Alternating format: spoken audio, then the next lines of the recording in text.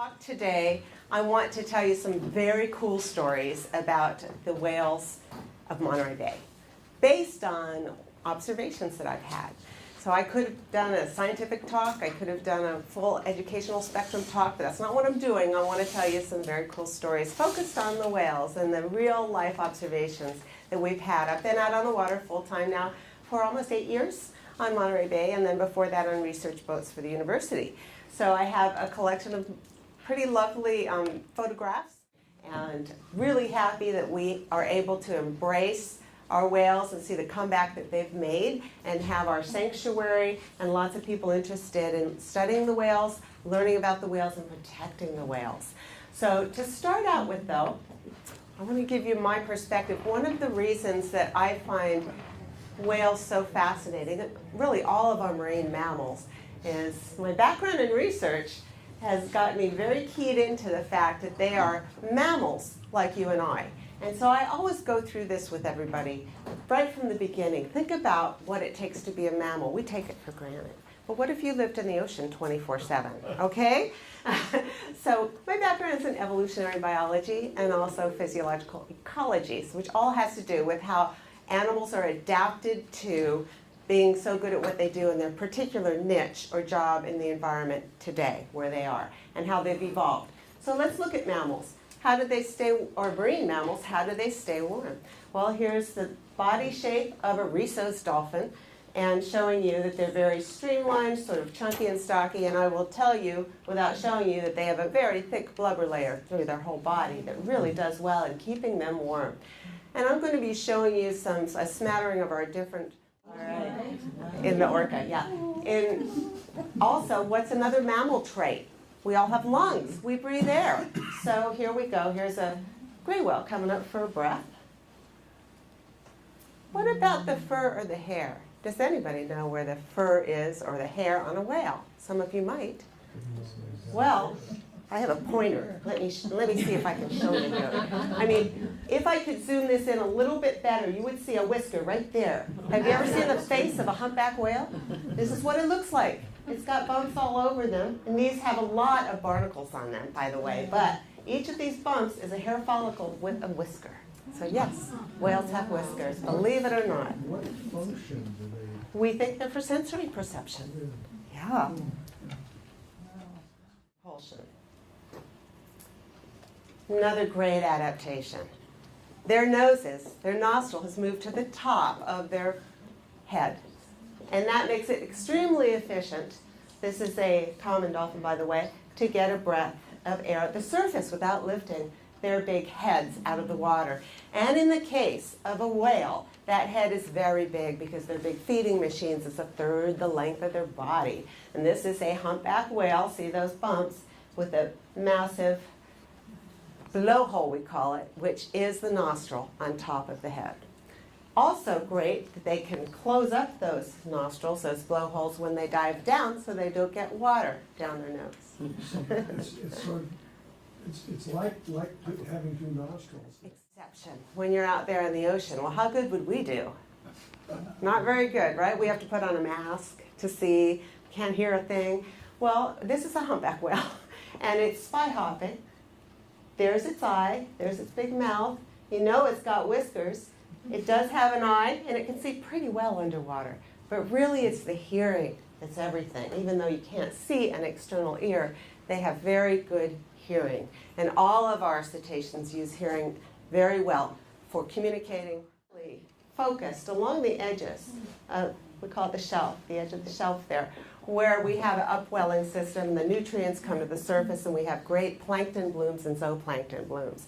So Monterey Bay is a very special place, largely due to that feature. So we have a high productivity, a lot of food for a lot of animals to come in, including our large whales. Scars left from orcas scraping at that fluke. Yeah. Or it might have been a mother trying to protect her calf because they use their fluke to protect. Flukes are not just for swimming, they're also their protective mechanism. Here's the back of the other whale. Okay, this is the graphic part. Very rarely do you get to see this, and believe it or not, I've got 2 pictures from this year. So that is actually, we call it the Pink Floyd, and so that whale is definitely about ready to do the deed. Do the deed. Yeah. Whoa. Yeah. Okay. So. We think it looks like that one male is steadying the female while the other male is getting a chance to mate, and we think they take turns. They don't mate for life, they're very promiscuous. So that's the way the baleen whales are.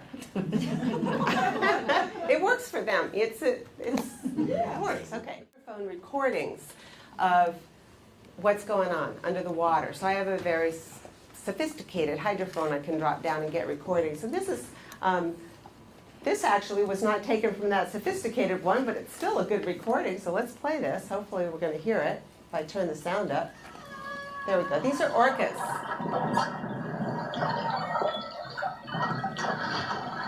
This is the sound they make after they've had a successful gray whale kill. They've been eating, they're socializing,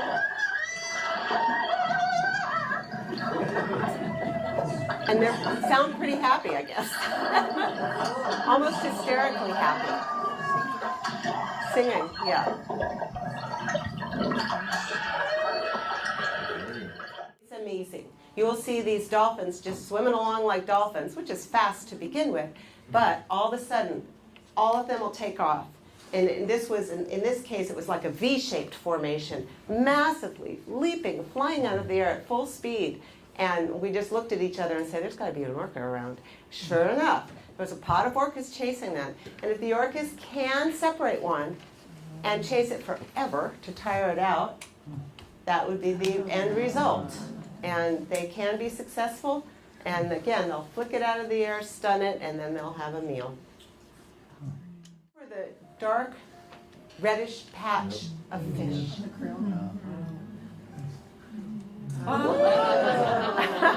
Isn't that amazing? And they're cooperatively feeding together. The whales and the sea lions. See the sea lions there too? This is all up on our Facebook page and our website too, so that you know. You can go back and look at it. Look at that school of fish. Where do you think the whales are going to come up? First you see the sea lions.